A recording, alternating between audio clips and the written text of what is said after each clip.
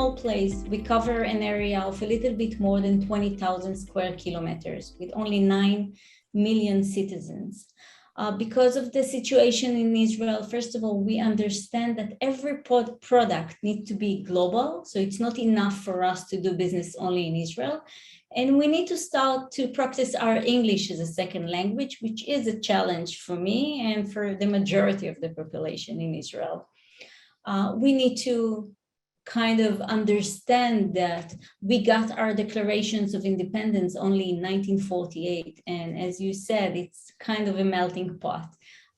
Similar or different from other places because we are also young, but actually brave people decided to come to Israel and to build something out of nothing. And you can see real pictures in black and white from those days. And at the beginning, people arrived from East Europe and then North Africa and former Soviet Union and Ethiopia. And we're very happy for that mixture that we have in Israel. And more than that, we're very proud of what happened in Israel in the last 70 plus years.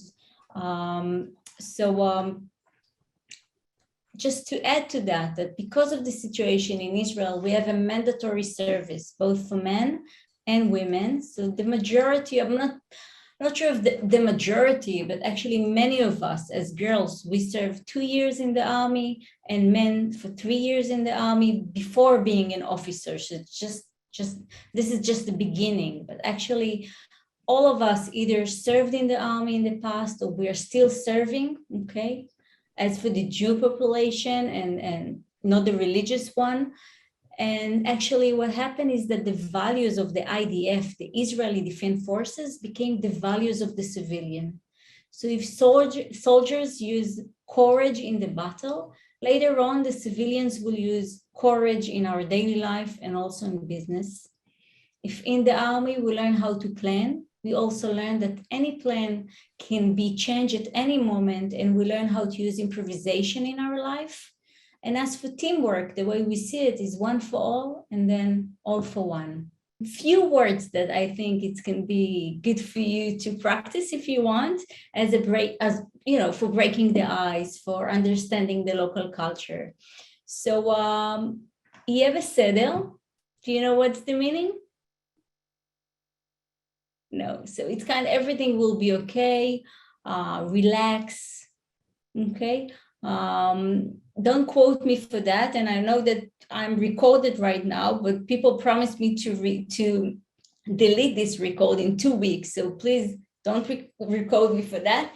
In many of the times when Israelis said Yeh Beseder, that's the time when you need to start worrying of what's going on, if we're going to deliver it on time or not.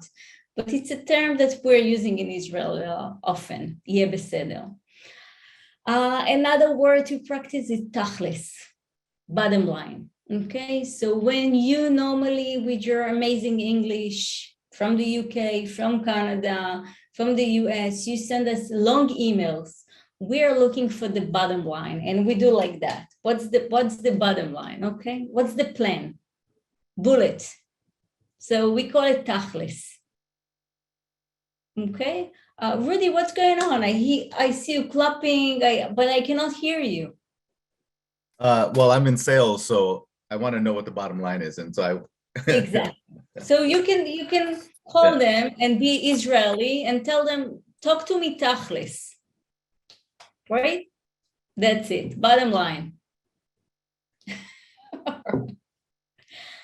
And chutzpah, it's also good for sales. Chutzpah, it's the nerve, the honesty, being gall in a way, okay? So this guy, when he went to the burger branch and he went to where the drive-through, it's kind of a chutzpah to do that, okay? All right. I wrote a book about the Israeli business culture. It's a bestseller in Amazon. It's in English, it's in Chinese, and next month it's going to be available also in Japanese. That's it. I don't have it in Hebrew. And what I did actually is I've been interviewing hundreds of people all over the world, and I asked them how they see Israelis, if they can share their experience working with us, right? So if I asked before, all the list that I share with you, it's the way people see themselves, Over here is the way other people see Israelis. So you can see that I took the word Israeli and I use it as an acronym in a way that each letter is the beginning of one of the Israeli main characteristics. So we have I, informal, not only in the way we dress, but also in the way we communicate with one another. Do you recognize who is in the picture? Ben-Gurion. Thank you, Ben-Gurion, the first Prime Minister of Israel. It's a spectre you can see at the sea in Tel Aviv. It's very informal that actually the people decided to build a spectre of their first Prime Minister practicing yoga on his head with bathing suit. So this is Ben-Gurion. And then S, straightforward, because we use a direct style of speech. R, risk-taking, A, ambitious, E, entrepreneurial. These three I actually use as one unit because an entrepreneur is someone that will do everything in order to reach his or her specific goals with a lot of risk-taking and ambitious. So who is in the picture? Gal Gadot. Gal Gadot. Okay, who is she? Wonder Woman. Wonder Woman. So actually Gal Gadot, she's an Israeli actor. She's not really an entrepreneur, but she made something all the way into being a success story. And she's the Wonder Woman.